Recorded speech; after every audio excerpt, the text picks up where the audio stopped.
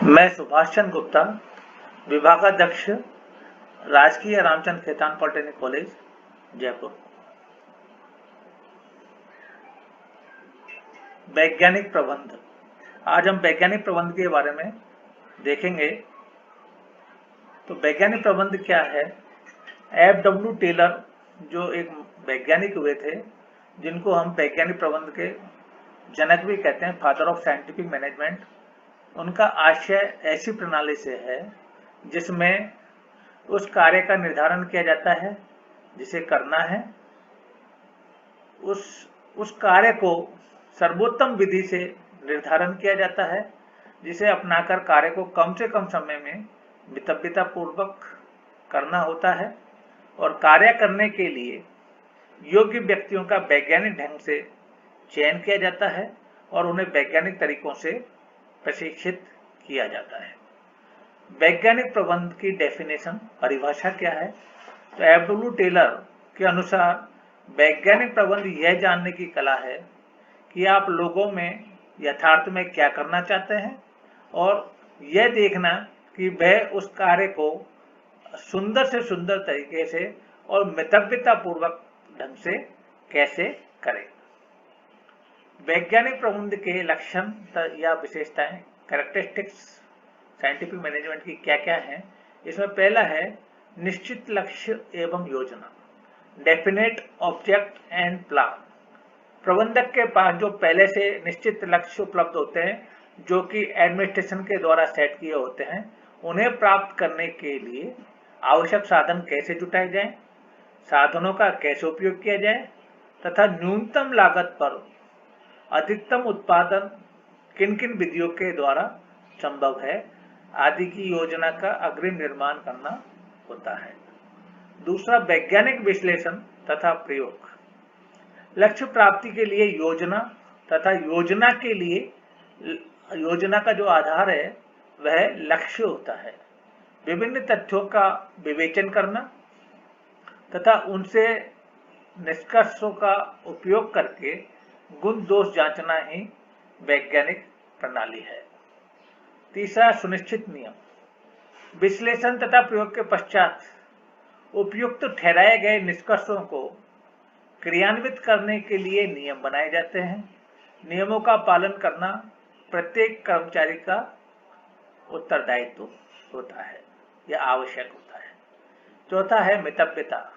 वैज्ञानिक प्रबंध scientific management का जो मूल आधार है वो मितव्यता है, इकोनॉमी। साधनों के अपव्यय को कम करने के लिए योजना का सफल क्रियान्वयन, अनुशासन तथा अच्छे नियोक्ता कर्मचारी संबंध आवश्यक है। अनुसंधान में निरंतरता, कंटिन्यूटी इन रिसर्च। अनुसंधान एवं शोध में निरंतरता के बिना वैज्ञानिक प्रबंध सफल नहीं हो सकता। छठा है दक्षता में वृद्धि, एफिशिएंसी, इंक्रीज इन एफिशिएंसी। वैज्ञानिक प्रबंध का मुख्य लक्षण दक्षता में वृद्धि यानी एफिशिएंसी को बढ़ाने में है। समय बचाना, लागत कम करना तथा शीघ्र कार्य संपन्न करने वाली प्रणालियों में निरंतर प्रयोग में दक्षता से वृद्धि स्वाभाविक है। सामूहिक हित के लिए सामूहिक प्रयास। कार्य विभाजन, बड़े पैमाने पर उत्पादन, सामूहिक कार्य आदि वैज्ञानिक प्रबंध के प्रतीक है। इसके अंतर्गत प्रबंधक का कार्य सभी कर्मचारियों में टीम भावना उत्पन्न करना होता है तथा उन्हें लक्ष्य प्राप्ति के लिए सामूहिक रूप से प्रेरित करना है। उत्तरदायित्व निर्धारण, रेस्पॉन्सिबिलिटी डिटर्मिनेशन। कर्मचारियों को सौंपा गया कार्य उचित अध्ययन परीक्षण के पश्चात करना होता है तथा उसका निष्पादन समय, परफॉर्मेंस टाइम, लागत, अपव्यय आदि सभी नियोजित होते हैं। अतः उत्तरदायित्व का निर्धारण अधिक निश्चितता पूर्वक किया जा सकता है। वैज्ञानिक प्रबंध के उद्देश्य, ऑब्जेक्ट ऑफ साइंटिफिक मैनेजमेंट। तो इसके उद्देश्यों में पहला है अधिक दक्षता की दृष्टि से प्रशिक्षित व्यक्ति उपलब्ध कराना। Trained persons. दूसरा है उपकरण, इक्विपमेंट्स, मटेरियल, सामग्री, कार्यविधि, वर्किंग कंडीशंस, कार्यदशा में सुधार करना और उनका मानकीकरण, स्टैंडर्डाइजेशन करना। तीसरा मार्ग निर्धारण, जिसको हम रूटिंग बोलते हैं, समय क्रम निर्धारण, शेड्यूलिंग, उत्पादकीय सामग्री का नियोजन, भंडार में सुधार करना। संस्थानों तथा विभागों में समन्वय स्थापित करना और उस पर पर्याप्त नियंत्रण रखना, जिससे कार्य विलंब, त्रुटियां, दुर्घटनाएं तथा कार्य के प्रति अपेक्षा कम से कम की जा सके। सामूहिक प्रशिक्षण, निरंतर मार्गदर्शन और तत्काल पुरस्कार की व्यवस्था करना। अनुमान और पूर्व धारणाओं के आधार पर बने हुए नियम के स्थान पर तथ्य और विश्लेषणों के आधार पर बनाए नियम बनाना। विशेषज्ञ तथा सलाहकार व्यवस्था द्वारा व्यक्तिगत निर्णय क्षेत्र को सीमित करना। प्रचार की व्यवस्था करना। श्रमिकों को अत्यधिक कार्यभार, थकान तथा दुर्घटनापूर्ण कार्यों से सुरक्षित रखना। श्रमिकों को योग्यता के अनुसार काम उपलब्ध कराना, जिसकी जो योग्यता है उसी के अनुसार उसको काम देना। उन्हें प्रशिक्षण द्वारा उन्नति के अवसर प्रदान करना, ट्रेनिंग देकर उनको और उनकी जो है स्किल में इम्प्रूवमेंट करना और कार्य क्षमता में वृद्धि करना। मजदूरी बढ़ाने, कार्य के घंटे कम करने, अधिक लाभ के प्रयास उपाय करने तथा कम कीमत पर उपभोक्ताओं को वस्तुएं उपलब्ध करने का प्रयास करना। श्रम व पूंजी में समन्वय स्थापित करना, यानी लेबर एंड कैपिटल में कोऑर्डिनेशन स्थापित करना, समन्वय स्थापित करना। वैज्ञानिक प्रबंध के लाभ, जब वैज्ञानिक प्रबंध अपनाया जाता है तो उससे सभी वर्गों को लाभ मिलता है। इसमें हम सबसे पहले देखते हैं उत्पादकों यानी प्रोड्यूसर्स को, एम्प्लॉयर्स को क्या क्या लाभ होते हैं। इसमें सर्वाधिक लाभ इन्हीं को मिलता है। इसमें साधनों का पूर्ण उपयोग, जो भी हमारे रिसोर्सेज है उनका पूरा यूटिलाइजेशन होता है। उत्पादन में मितव्यता, इकोनॉमी इन प्रोडक्शन, औद्योगिक संबंधों में सुधार तथा शांतिपूर्ण वातावरण, वस्तुओं की गुणवत्ता में सुधार, क्वालिटी इंप्रूवमेंट, पर्यवेक्षण, सुपरविजन पर कंट्रोल कॉस्ट कम आएगी इससे। श्रमिकों की कुशलता में, उनकी जो स्किल ऑफ लेबर है उसमें बढ़ोतरी होती है। श्रम विभाजन, लेबर डिवीजन के लाभ होते हैं। प्रतियोगिता के लिए सक्षम, हम जो है ग्लोबल मार्केट कंपटीशन फाइट करने के लिए सक्षम होते हैं। समय तथा उत्पादन की मात्रा का पूर्ण आयोजन संभव, उत्पादन की प्रतिष्ठा में वृद्धि और शोध एवं अनुसंधान को स्थान, व्यवसाय की प्रतिष्ठा में वृद्धि। ये सभी होने से जो है फिर जो बिजनेस है उसकी रेपुटेशन, साख में भी वृद्धि होती है। अब वैज्ञानिक प्रबंध से श्रमिकों को भी लाभ मिलते हैं। उनमें हम देखते हैं रुचि का कार्य उपलब्ध होना, यानी जो वर्कर है उसको अपने इंटरेस्ट के हिसाब से कार्य मिलेगा। कार्य क्षमता वृद्धि के लिए प्रशिक्षण की सुविधा, ट्रेनिंग की सुविधा मिलेगी कार्य क्षमता में, जिससे वृद्धि हो सके। प्रगति के उचित अवसर में उपयुक्त मजदूर एवं अभिप्रेरणा, समय की बचत, अच्छी कार्य दशाएं, गुड वर्किंग कंडीशंस, जीवन स्तर में वृद्धि, रोजगार में स्थायित्व, स्टेबिलिटी इन एम्प्लॉयमेंट एंड समाज में प्रतिष्ठा। उपभोक्ताओं के को लाभ, एडवांटेज टू कस्टमर्स, सस्ती वस्तुएं उपलब्ध होना। उपभोक्ता को जब हम साइंटिफिक मैनेजमेंट का उपयोग करेंगे तो जब प्रोड्यूसर को और वर्कर को लाभ होता है तो उसके साथ साथ उपभोक्ताओं को भी लाभ मिलता है। तो साइंटिफिक मैनेजमेंट अपनाने से जब सब जगह इकोनॉमी चलेगी तो वस्तुएं, जो मार्केट में जो प्रोडक्ट मिलेगा उसमें भी थोड़ा सस्ता मिलेगा। तो सस्ती वस्तुएं उपलब्ध होना, अच्छी गुणवत्ता की प्रमाणित वस्तुएं उपलब्ध होना, गुड क्वालिटी, चयन के लिए अधिक वस्तुएं उपलब्ध होना, वास्तविक आय में वृद्धि से रहन सहन के स्तर में सुधार। इनके साथ में जब एम्प्लॉयर को लाभ मिल रहा है, एम्प्लॉय को लाभ मिल रहा है, कंज्यूमर को लाभ मिल रहा है, तो उससे राष्ट्र को भी लाभ होना है।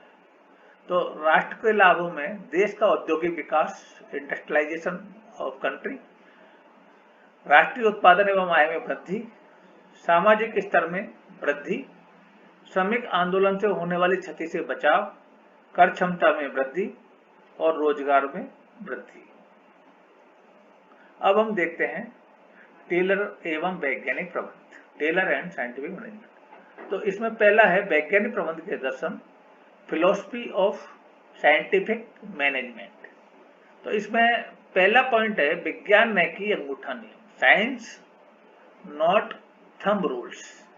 वैज्ञानिक प्रबंध, जैसा कि नाम से ही पता लग रहा है कि वैज्ञानिक प्रबंध की विचारधारा वैज्ञानिक दृष्टिकोण को लेकर चलती है। यह पूर्व में जैसे परंपरागत प्रबंध, कन्वेंशनल मैनेजमेंट चला करता था, परंपरागत उस विचारधारा के बिल्कुल विपरीत है।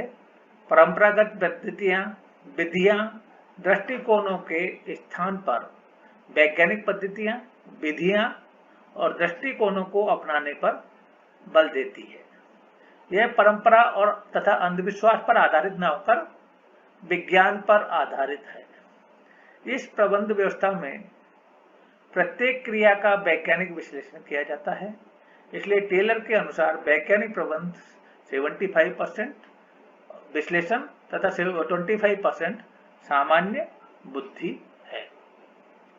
दूसरा पॉइंट इसमें समन्वय न कि संघर्ष, हार्मोनी नॉट डिस्कार्ड। यह इस तथ्य को बताता है कि संगठन की समृद्धि में सबकी समृद्धि है। यहाँ परस्पर तालमेल की आवश्यकता है। इस प्रकार किसी प्रकार का विवाद नहीं, क्योंकि सभी का लक्ष्य एक है, सभी के रास्ते एक हैं। इसमें कच्ची सामग्री, रॉ मटेरियल, मशीनें, कार्य पद्धतियां, इन सब का स्टैंडर्डाइजेशन कर दिया जाता है, जिससे समन्वय और एकरूपता आ जाती है। सहयोग न कि व्यक्तिवाद, कॉपरेशन नॉट इंडिविजुअलिज्म। यह विचार बताता है कि सामूहिक लक्ष्यों की प्राप्ति के लिए सभी वर्गों का सहयोग आवश्यक है। व्यक्तिवाद, इंडिविजुअलिज्म में सामूहिक प्रयासों को विफल करता है। जब पर्सनल इंटरेस्ट टकराता है तो वो ग्रुप इंटरेस्ट को क्लैश करता है। इसलिए व्यक्तिगत लक्ष्यों के स्थान पर सामूहिक लक्ष्यों को और व्यक्तिगत प्रयासों के स्थान पर सामूहिक प्रयासों को सही दिशा प्रदान करना ही प्रबंध का मूल आधार है। अधिकतम उत्पादन न कि सीमित उत्पादन। इसमें यह बताता है कि उत्पादन अधिकतम होना चाहिए, न कि सीमित। अधिकतम उत्पादन से संस्था के सभी वर्ग के सामूहिक हितों को समृद्धि में विकास करेगा, वृद्धि करेगा और उद्योगों के सभी वर्गों के लिए लाभकारी होगा। प्रत्येक व्यक्ति का उसकी कुशलता, अधिकतम कुशलता एवं समृद्धि तक विकास।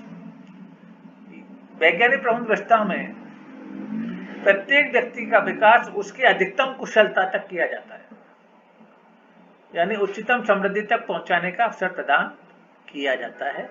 इसके लिए उनका वैज्ञानिक चयन किया जाता है, उन्हें योग्यता के अनुसार कार्य सौंपा जाता है, अनुकूल कार्यदशाएं, वर्किंग कंडीशंस दी जाती हैं और प्रेरणादायक मजदूरी आदि देकर उचित प्रोत्साहन दिया जाता है।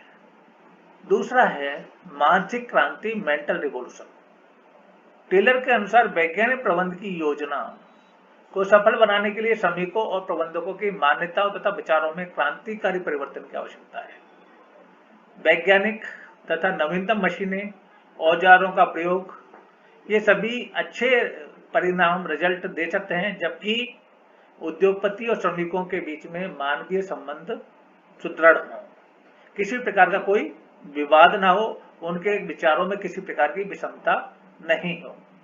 टेलर ने इसी प्रकार के रचनात्मक परिवर्तन को मानसिक क्रांति की संज्ञा दी है।